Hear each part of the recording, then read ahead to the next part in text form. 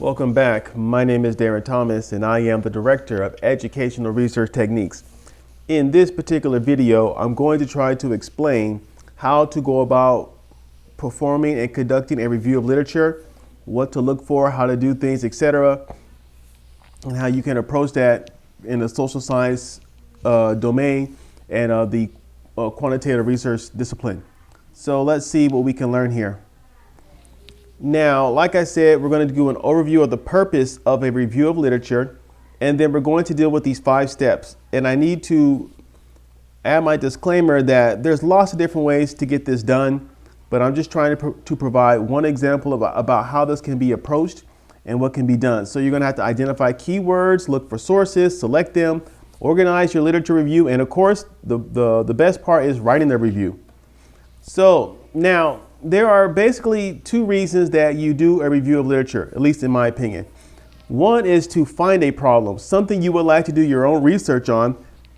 Maybe it's not clear for you what exactly it is you want to do, and you just want to go out there and see what other great ideas are out there.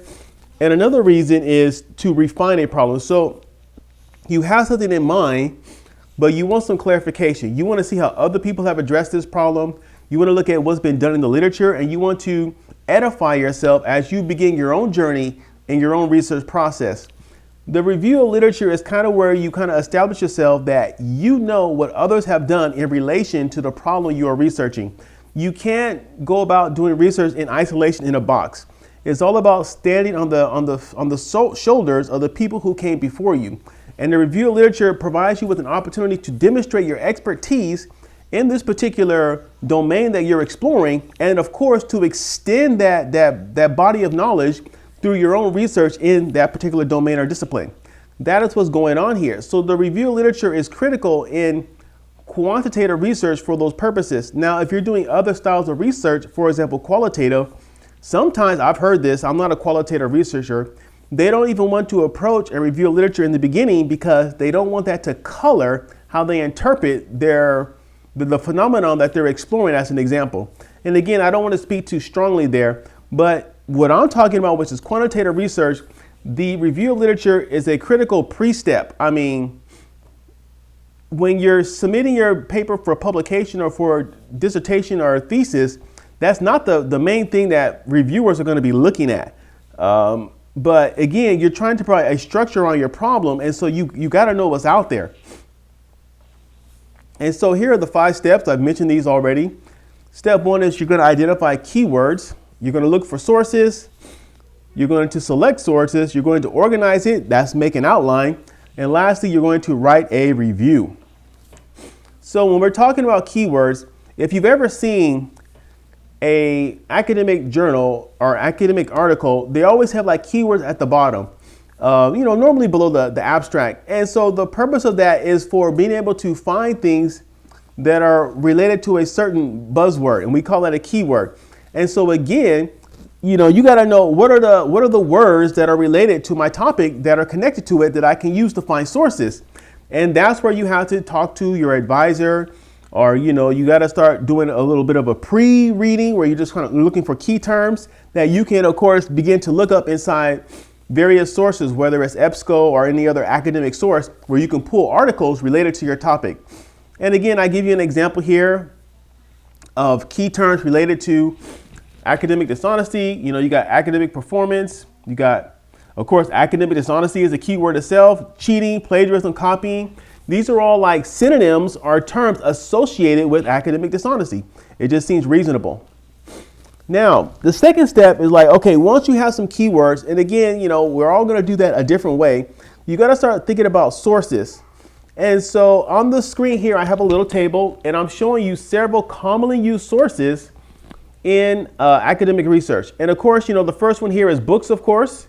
That's a big one.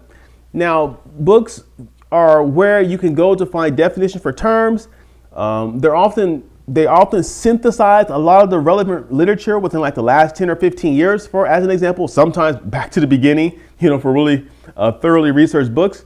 But because it takes so long to publish a book, they're often several years behind the latest and greatest things that are happening in your discipline. So for example, like in data science, by the time you get your data science book put together, it's 2 or 3 years behind. And, the field has moved way beyond that within those 2 or 3 years. The same thing with anything with the internet, e-learning or whatever. You get your book together, top 10 steps for e-learning. By the time you get those top 10 steps out, there's like 5 new steps and your book is outdated. So books tend to be slow to get out, but they're a great place to find like definitions and terms and things that are like established, if you will. Now, the next source of course, is articles. And of course, articles have the advantage of speed. A new insight comes out and it's like the author is able to publish immediately. And so that's one of the main benefits of them is the speed. And of course, they're peer reviewed. And that makes them very, very beneficial. Now, for people who are new to doing research, like undergrad students, as an example, reading academic literature is very difficult because it's almost like a separate vocabulary. And it really takes a long time to acquire this, especially if you're like an ESL second language student, to acquire the vocabulary to appreciate the structure of an academic article.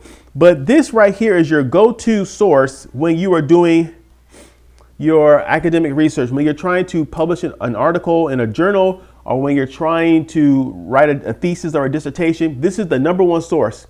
Books will probably be the number 2 source. Now, alternatives, and which they're not used as highly, would be periodicals and of course reports. Reports are actually pretty common, but periodicals are really not as commonly used, at least in my discipline. And so periodicals, they're right off the press. It's like next day, like in the news. And so, of course, when you're that fast, you don't have the peer review. They often tend to be superficial and low quality, but they're immediate. So the best use of a periodical is to illustrate a problem. So you pull something from the New York Times or you pull something from the Bangkok Post to illustrate academic dishonesty. You pull an article about students cheating, all right, something that happened at a local university. And so you're able to pull these examples from the press to illustrate that something crazy is going on in relation to your problem. Now, when you start winning statistics and stuff and things like that, you start going more toward the academic articles and the books maybe. But you use the periodicals to illustrate that something crazy is happening. This is one of my go-to strategies. And of course, reports, they're also another excellent source because they provide a lot of statistics. Like the Organization for Economic Cooperation and Development, OECD, they provide a lot of stuff. The UN will provide a lot of statistics. Anything from state governments provide a lot of statistics that again will help to illustrate a problem. So when it comes down to it, I would use periodicals, and this is just a recommendation. I use periodicals and reports to illustrate a problem. I throw statistics at my reader to say, hey, cheating, academic dishonesty is a problem. I use illustrations from news article stories that illustrate how kids are cheating. That's what I use them for. But when it's time to move into my chapter 2, I start relying more on books and academic articles. That's the meat, because that's where the experts really come in. Periodicals provide you with a story, but that's not the expertise. They're just sharing with you a story that you can use to illustrate something. Reports, those guys are experts, but they don't really give you a story. They just give you a number. But academic articles, that is the meat and potatoes, if you will, of your review of literature. Now, when you're trying to select sources, especially in relation to your reports, your periodicals, your books, and your academic articles, you have to think about the accuracy of the information. Is it correct or not? Which is a lot harder to assess than you can imagine. And you also have to think about the relevancy. Is it connected to what I'm trying to do with my paper? And students often struggle with these, especially with the relevancy, because unfortunately kids are trying to reach a word count rather than, try to share pertinent information, and sometimes the review literature begins to wonder. So as a person who's trying to write, or as an advisor or whatever, this is where we have a lot of big problems. And of course, accuracy. People pull stuff from whatever website and they don't think about the quality of it. And so when you're thinking about publishers, you want to go with legit publishers, Sage, Springer, Cambridge. These are respected publishers who are probably not in the business of sharing misinformation, because it lowers their reputation and it hurts their prestige. And so that's what you have to keep in mind. All academic articles are not of equal value. Some come from more established professional journals, and some come from, corrupt, counterfeit, fake journals. There's a spectrum out there. And this is where, if you're a student, you have to rely on your advisor. And if you are a person who's out there writing professionally, you probably have an ideal already, but you also need to learn to lean on peers to get help with selecting sources. And of course, once you gather everything, you got to put it in an outline. Now, I don't really want to get into the details of how to do an outline, because what I've noticed as I've worked with students over the years is everybody has their own style of how they want to organize their information. The thing is that you cannot escape the need to actually write an outline and to develop something. Whenever you have to write probably more than 5 pages, you need an outline. No matter what your personality is, some people like to just make up their plan as they go. That works, but when you get beyond 5 pages, it gets hard to just wander around like that. Some people are strict and they organize everything. Well, then making an outline is not going to be a problem for you. But the point remains the same, is that no matter how your mind works, when you get beyond several pages, you have to start planning. You cannot sit down in front of the computer and just start typing when you're trying to write a 100-page thesis, a 100-page or 200-page dissertation, or even a 20-page research article for an academic journal. That article must be planned. And so, you do things like you have your main ideal, that's your first sentence. And then you have some supporting details to illustrate that. This is the basic pattern that you follow. And again, I don't want to spend too much time on that, because I'm assuming that at this level, you have some sort of a system in which you are organizing your thoughts. If not, you need to develop that ability. And of course, after you actually have your outline, you have to actually write your paper. And so here's a basic way that it can be done. So let's just say I'm writing about academic dishonesty. So I'm going to call it AD for short. That is the heart of my paper. And so I'm going to have, in this example, 4 paragraphs. I'm going to, in the first paragraph, define academic dishonesty. Then in the second paragraph, I'm going to give you an example of gender and how it influences academic dishonesty. In the third paragraph, I'm going to talk about how academic major influences academic dishonesty. And in my last paragraph, paragraph number 4, I'm going to talk about how age influences academic dishonesty. So you can see here that I have a main theme of academic dishonesty, and then I have several sub themes. Definition is not a theme. I have to define my term. That's just how it works. People have to know what you're talking about before you talk about it. So the first paragraph is not really a theme, but then I have 3 themes after that: gender, major, and age. And inside each of these paragraphs, I'm going to have several different several different articles that I found in my EBSCOhost or looking for different academic journals that illustrate how gender is influencing academic dishonesty, how there's a difference between men and women.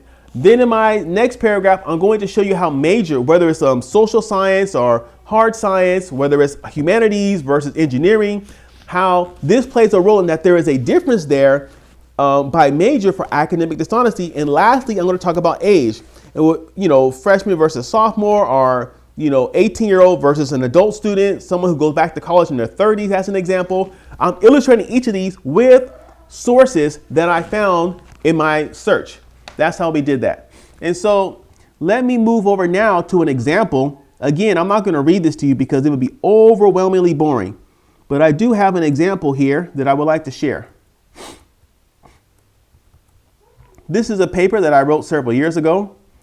The relationship among academic dishonesty, e-learning readiness, and procedural justice. So you can see what it's about right there. Here's the abstract. And then right here, we have the keywords. These are the words that people can look up inside whatever search engine that they're using to maybe potentially find this particular article. And so then we have the introduction. And because this is a journal article, the introduction and the review of literature are kind of spliced together because everything is condensed when you write an academic article versus when you're writing a thesis and a dissertation. So I start here, I illustrate things, I pull periodical stuff, I pull statistical stuff, etc. And now I want to focus on this one. Notice what I do here. The first thing I do under e-learning readiness, this is my first little heading here for my review of literature, is I define it. This is the first thing I do. I define e-learning readiness right here, and then I give examples of it, and then I give you more definitions. This whole first paragraph is trying to explain to the reader what e-learning readiness is. That's what we're trying to do here. And so in this next paragraph, I talk about the challenges that teachers have with doing assessments online, giving quizzes, giving tests. And so after I make this main ideal statement, notice this stuff in parentheses. I'm illustrating the challenge of doing online assessments with these sources or with these references to various sources that I read. Then I repeat this process right here, and I say, despite the shortcomings of assessment in the e-learning context, several studies have found that e-learning has helped students to become self-evaluators. All right. So even though doing assessment online is hard, I show you how it still is helping and benefiting the students. And of course, I begin to quote other sources as well. The next one, I begin to kind of illustrate the problem. I talk about readiness. And again, I illustrate this point here. Readiness of the students and institution could be a factor in academic dishonesty as students who believe. I hope you get the idea. I'm illustrating how there's a struggle with students and institutions being ready to provide e-learning or to learn in that kind of a context. And I give study after study after study. So every single time, the first sentence, I'm kind of sharing with you what I'm going to talk about. And then the rest of that paragraph, I provide illustrations that are connected to my main point or my main idea. Again, this is stuff you learn in undergrad, when you're learning to write essays. And then when we get to procedural justice, I just rinse and repeat. I go through the same process. I define procedural justice, and then I have main ideals connected to that, and then I illustrate them with academic articles. That is what I do. Now, again, everyone's not going to do it exactly the way I do it, but you have to start with somebody's system before you make your own. That's what's important here. So you get started with the Thomas way, and then as you mature, you develop your own style. You see things you don't agree with in terms of how I did them and how you think you have a better way. That is called maturing. That's the maturation process. As you go through this experience, you're going to see strengths and weaknesses and how people have done things in the past, and you're going to make your own style. That's the point. Now, in this particular video, let me summarize this. We talked about how to go about performing a review of literature.